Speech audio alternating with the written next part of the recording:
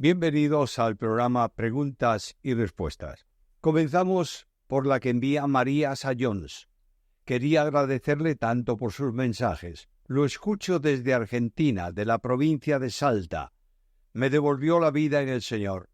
Quisiera saber si vuelve en algún momento a la Argentina para ir a donde usted esté y poder conocerlo. Bueno, durante el próximo mes de noviembre estaré Dios mediante en Monte, en el Instituto Bíblico de Palabra de Vida para un curso de Cristología. Los fines de semana de ese tiempo, durante ese mes, en diferentes iglesias en Buenos Aires. Ricardo Berrucci. Siguiendo una declaración suya que dice que la fe es un don de Dios, ¿cómo armoniza esta declaración con lo que dice la palabra de Dios en Hebreos 11:6? Pero sin fe es imposible agradar a Dios, porque es necesario que el que se acerca a Dios crea que le hay y que es galardonador de los que le buscan. ¿Cómo se puede afirmar que la fe es un don de Dios cuando nos declara que sin ella, la fe, no le somos agradables? ¿Qué clase de Dios es este? Esta sería una actitud esquizofrénica de un loco que nos pide que confiemos en Él cuando solo Él nos da capacidad de hacerlo. Textos bíblicos que afirman que la fe es el medio humano para acceder a la gracia de Dios para obtener la vida eterna. Efesios 2:8-9, que es verdaderamente el verdadero don de Dios. Romanos 6:23. Insisto en este tema, porque pensar que la fe es un don de Dios quita la responsabilidad humana de la incredulidad y lo transfiere a Dios, haciéndolo el único responsable de la condenación de muchas almas. Este error se enseña en el mundo calvinista, donde para llevar la soberanía de Dios al extremo y armonizarse con la aparente responsabilidad humana, se afirma que permanece en un misterio. No hay misterios en la palabra de Dios y está todo muy claro. Dios quiere que todos lleguemos al arrepentimiento y al Evangelio para ser salvos, y por eso Dios permite que todos los seres humanos ejerzan la fe, la confianza en la obra de Jesucristo, que es la clave del Evangelio para salvación a la vida eterna. Doy gracias a Dios por este canal y a otros más, porque es a través de estos que muchas personas pueden profundizar la palabra de verdad de Dios. Gracias anticipadas por su respuesta. Mi amigo, vamos por partes. La fe que se menciona en el texto de Hebreos, sin fe es imposible agradar a Dios, es la fe que rige la vida de santificación, no la fe de salvación. Aunque es la misma, la fe que se menciona en Hebreos es la fe dinámica que sigue a la fe que se ha depositado en el Salvador. En el mismo capítulo, se inicia hablando de lo que es la fe como certeza de lo que se espera y convicción de lo que no se ve. Por tanto, no es la fe en salvación, sino la fe en santificación, la fe que ya el creyente ha recibido de Dios. Todos los ejemplos que siguen en el capítulo son para salvación como ejemplo de vida. De modo que la fe que Dios da, o si lo prefieres mejor, que Dios origina en el hombre, es una fe que viene de Él y que con claridad Pablo en Efesios 2:8-9 dice que somos salvos por gracia mediante la fe. Y esto, la salvación y la fe, no es de nosotros, sino de Dios. Esa fe que Dios genera en el corazón del hombre es la fe que depositada en el Salvador justifica y la fe que sigue luego actuando en la vida cristiana. Como regalo de Dios es lo único que puede agradarle, porque procediendo de Él no tiene las inclinaciones propias de los hombres. Fe es sinónimo de dependencia, y Dios no acepta nada que no sea en dependencia de Él. En la Biblia es clara la primera enseñanza de la fe, que es un don de Dios y que acompaña al creyente en toda su vida.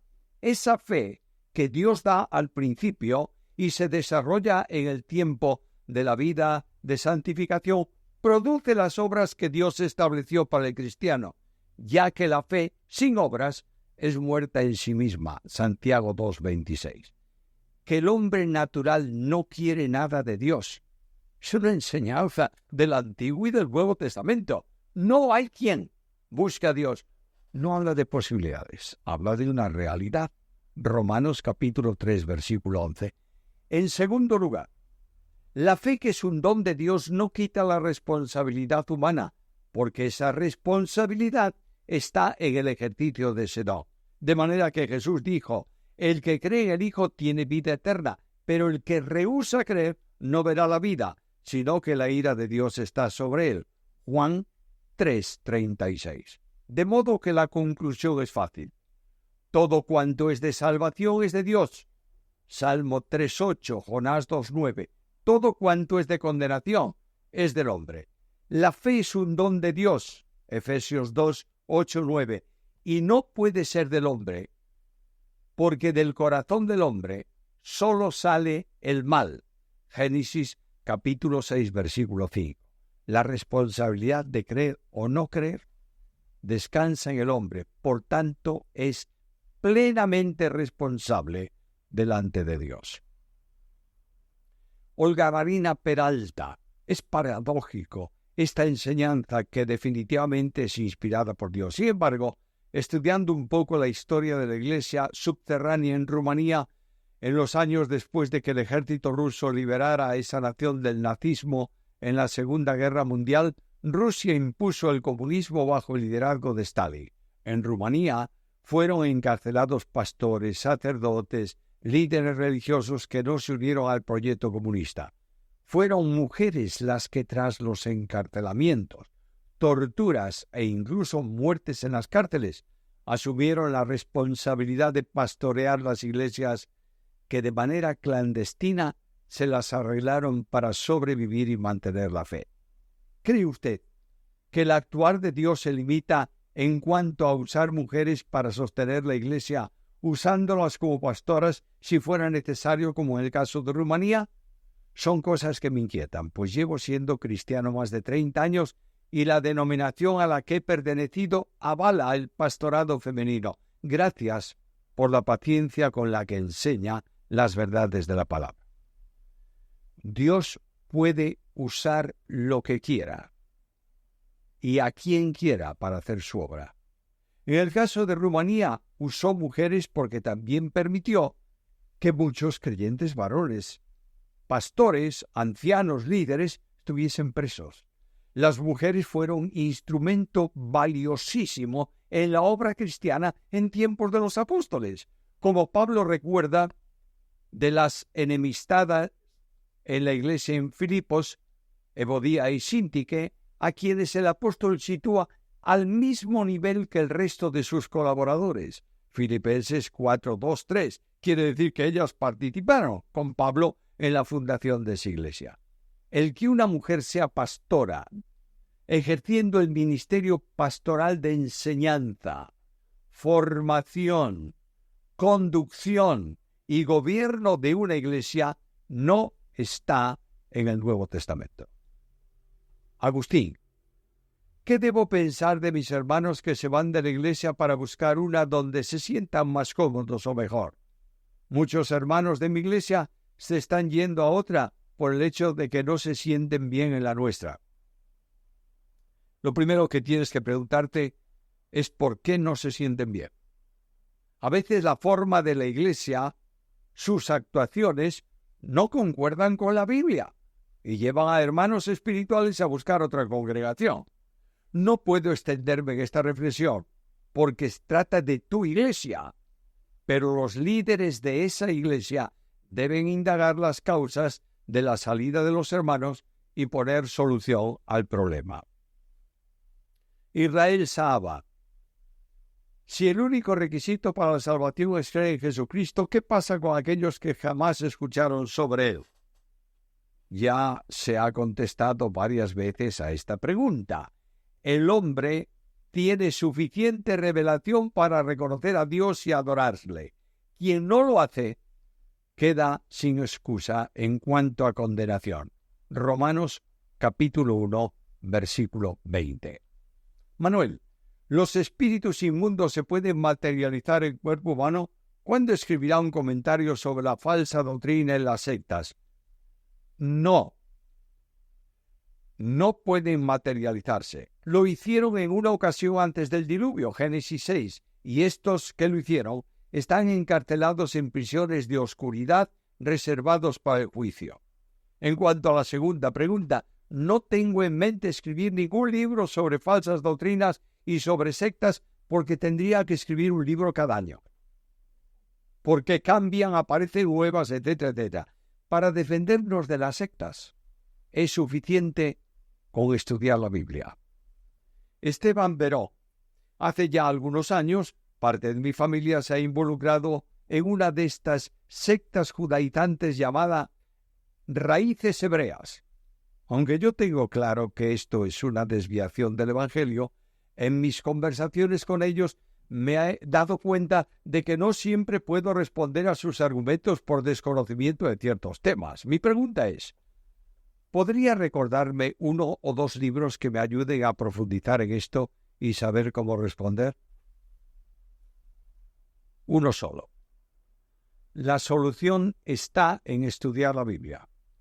Ella es la defensa contra los sectarios, especialmente contra los procedentes del judaísmo, que argumentan astutamente para desviar a los creyentes de la fe y con ellos abandonar lo que realmente es Jesús, el Hijo de Dios, Mesías enviado, único Salvador del mundo. Todos estos judeocristianos o judaizantes, más bien, han abandonado el camino de la verdad y se han perdido en un legalismo que ya no existe. Rancek, ¿podría compartirnos su disposición diaria para estudiar la Biblia? Estoy leyendo la Biblia sistemáticamente a diario y quiero conocer más de Dios. Mira, la disciplina diaria la tienes que poner tú. Tienes que establecer una disciplina para leer, estudiar conforme a tu forma de vida. No hay una pauta determinada para eso. Lo que sí es necesario es estudiar la Biblia diariamente. Denis Margarita Batista, en 2 de Crónicas 30, a partir del versículo 17 hasta el 20, ¿de qué forma se tenían que purificar para participar de la Pascua? Ese ritual de purificación con anticipación tenían que retirar todo el pan leudado. Debían apartarse de cualquier forma de idolatría. No podían estar contaminados por tocar cuerpo muerto. Debían afligir su alma en el sentido de reflexión e incluso también de oración y de ayuno sobre el pecado que conducía al arrepentimiento, etc. Cuidarse de relaciones incorrectas y mantenerse dentro de la limpieza legal. Jesús Gabriel Palacios, Pastor Samuel, saludos desde Perú.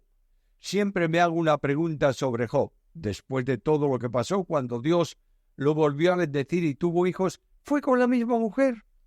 Disculpe la pregunta, ojalá pueda responderme, gracias. Naturalmente. Dios honra el matrimonio y aborrece el repudio. Su mujer no tuvo nada que ver con el problema de Job. Por tanto, aunque ella dice, maldice a Dios y muérete, que puede parecernos muy fuerte, es la expresión de un corazón que no entiende lo que está pasando. Del mismo modo, Job dijo, maldito sea el día que nací. De otro modo, la madre de sus hijos, después de la prueba, fue la única mujer que Job tuvo conforme a la voluntad de Dios, la que siempre había tenido. Josué Villanueva, sabiendo que en el Verbo, cuando se encarnó, había dos naturalezas, la divina propia de él y la que tomó, mi pregunta es, cuando fue tentado, ¿fue solo a la naturaleza humana? Ya que en Santiago 1:13-14 se dice que Dios no puede ser tentado y Cristo es Dios. Espero que entienda mi pregunta. Fue tentado en su humanidad, como hombre, porque además debía ser ejemplo para nosotros. Sin embargo, la humanidad del Verbo está presente continuamente vinculada al Verbo que la sustenta, por lo que podemos decir que Dios no fue tentado. pero quien fue tentado era Dios. Darío Israel Toloza, además de la Biblia que está en primer lugar, ¿cuáles son sus 3 libros preferidos? Me metes en un aprieto, porque no hago mucha distinción, pero mencionaría, porque me pides 3, en primer lugar, El peregrino, de Juan Bunyan. En segundo lugar, Conociendo a Dios, de J. L. Packer. El despertar de la gracia, de Charles Swindoll. Hay muchos otros que podía seleccionar, como El tesoro de David, de Spurgeon, traducido por Eliseo Vila. Ángeles Vázquez. Leo en las Escrituras en Romanos 12:2 que menciona a los sin ley, porque todos los que sin ley han pecado, sin ley perecerán, y todos los que bajo la ley han pecado, por la ley serán juzgados. Luego menciona a los gentiles que no tienen ley en Romanos 2:14, porque cuando los gentiles que no tienen ley hacen por naturaleza lo que es de la ley, estos, aunque no tengan ley, son ley para sí mismos. Romanos 5:13 menciona donde no hay ley, pues antes de la ley había pecado en el mundo, pero donde no hay ley, no sin culpa de pecado. Y en Gálatas 3:10 menciona a los que dependen de las obras de la ley, porque todos los que dependen de las obras de la ley están bajo maldición, pues escrito está: maldito todo aquel que no permaneciere en todas las cosas escritas en el libro de la ley para hacerlas. Mi pregunta es, cuando fallecen los que no tienen ley, y los de donde no hay ley, al morir, van al mismo lugar que los mencionados en Romanos 2:12 y en Gálatas 3:10, ¿sufrirán los mismos tormentos, etcétera? Naturalmente. No hay distintos lugares en el ámbito de la condenación eterna. Los que están sin Dios y sin Cristo mueren sin esperanza y van al mismo lugar para una experiencia tremenda, perpetuamente. Joel Rojas Julián. Hace un tiempo que estoy estudiando el tema de la soteriología y de todos los pensamientos acerca de seguridad de salvación. Me gustaría preguntarle si podría recomendarme algún o algunos libros relacionados con la soteriología y, si es posible, con los 4 pensamientos acerca de seguridad de salvación. Mira, te voy a recomendar uno muy simple, muy sencillo. Doctrinas de la Gracia, de Francisco La Cueva, editorial CLIE. Julio Escudero, ¿qué opinas de la Biblia en cronología? No sé si te refieres a la Biblia en cuanto a la cronología que está en ella. La Biblia no es un libro de cronología, está coleccionado por distintos órdenes y distintas formas de libros, o si te refieres a una Biblia que se llama Biblia cronológica. El nombre que se da a las Biblias refuerza generalmente la intención de esa presentación. La verdad es que no conozco, sé que existe, pero no conozco la llamada Biblia cronológica. Sería bueno que me indicases la versión sobre la que está hecha si quieres aceptarlo. Pero lo que quiero decirte es que la Biblia no hay que estudiarla específicamente cronológicamente, sino en totalidad, en plenitud de todos sus libros. Julio Escudero. ¿Todos los dones y ministerios que Dios da a sus hijos e hijas son para siempre, o pueden cesar de tenerlos a pesar de que éstos lleven una vida correcta? La Biblia dice que los dones de Dios son irrevocables. Por tanto, cuando el Espíritu Santo da un don es para todo el tiempo que el creyente viva. Otra cosa es que quede inhabilitado para ejercerlo, no importa cuál sea la razón de esa inhabilitación.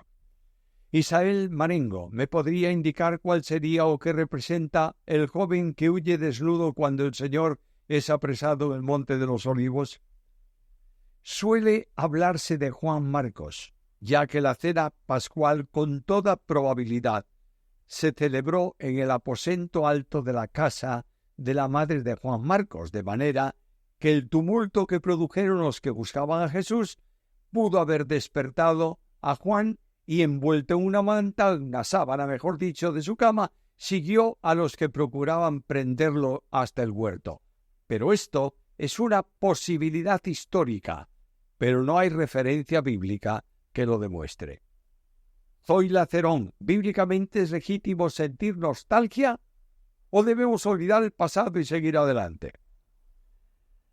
Si te estás refiriendo a la nostalgia como sentimiento de pena o de tristeza que se produce por alguna situación de sentimiento íntimo o por una persona que ha partido, por amigos o familiares ausentes, etc., el creyente puede sentir nostalgia. La idea de insensibilidad como señal de una buena espiritualidad, no es bíblica, puesto que el mismo Señor lloró, conmovido en su espíritu por la situación producida por la muerte de Lázaro. Es bueno sentir nostalgia, pero no es bueno sentir desesperación. Cristian Cerreduela, ¿qué son las prerrogativas divinas?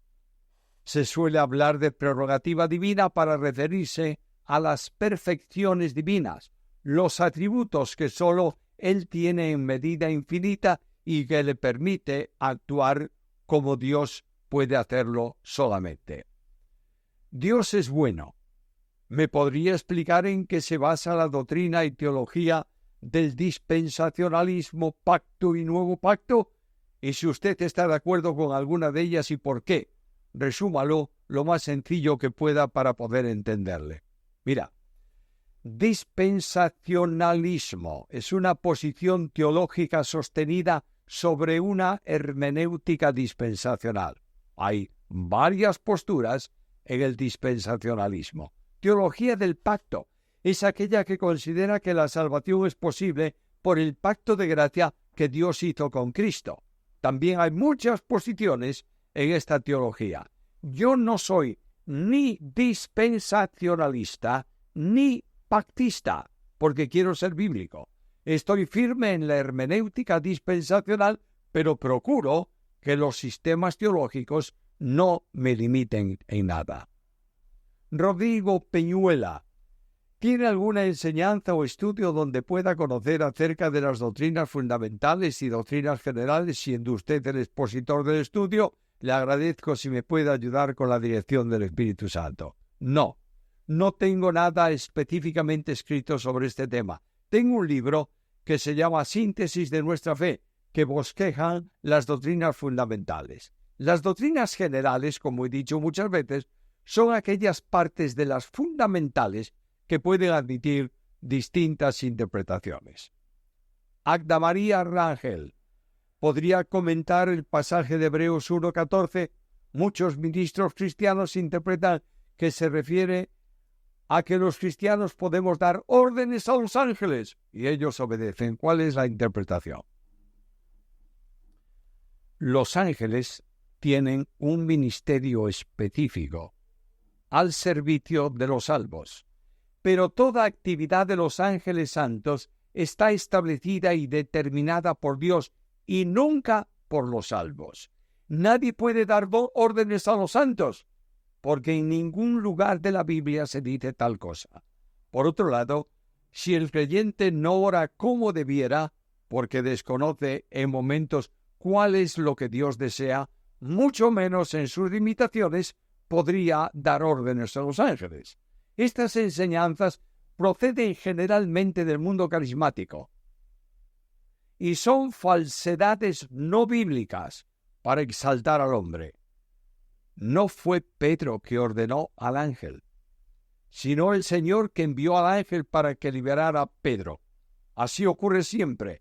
Pidamos al Señor lo que necesitamos, y Él enviará a sus ángeles si fuera preciso. Ángela Silva, un paréntesis y una digresión, según en el diccionario de la lengua española, tiene diferentes términos, pero tiene el mismo significado. Por tanto, el capítulo 11 de la Epístola a los Hebreos es un paréntesis o una digresión, que más o menos viene a significar lo mismo. Yo no creo que sea ni un paréntesis ni una digresión. Nota que el capítulo anterior de la carta a los Hebreos termina con la afirmación de que el creyente se mantiene firme en la fe. Capítulo 10, versículo 39. En el capítulo 11 desarrolla la verdad expresada en la brevedad de la frase anterior. Primero dando una descripción de lo que es la fe, versículo 1, luego poniendo ejemplos que ilustran la vida en la esfera de la fe. Esto permite entrar en la dinámica de la fe para terminar con unas pinceladas entresacadas de ejemplos históricos, lo que le permite entrar en el tema del siguiente capítulo. Por tanto, nosotros todos también, aplicado a la enseñanza anterior. Así que no hay paréntesis, hay un enlace en relación con la fe y sus ejemplos para continuar con la descripción del capítulo 12. Ángela Silva, en la epístola a los Filipenses, cuando les escribe el apóstol Pablo, ya la iglesia de los Filipenses estaba viviendo persecución. La iglesia fue siempre perseguida, pero la intensidad de las grandes persecuciones en el mundo romano no había comenzado aún. El que estaba sufriendo persecución, encarcelado en Roma, era el autor de la epístola, el apóstol Pablo. Chloe Salazar.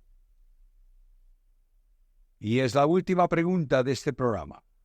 La Biblia habla mucho sobre si no perdonas a tu hermano, Dios no te perdonará a ti. ¿Está hablando de hermanos en la fe? Creo que sí. 2 veces menciona esto el Señor Jesús. Una en el Sermón del Monte, Mateo 6:15, y otra en la parábola de los 2 deudores, donde concluye: así también mi Padre Celestial hará con vosotros si no perdonáis de todo corazón cada uno a su hermano sus ofensas. Mateo 18:15. El apóstol Pablo lo enseña varias veces.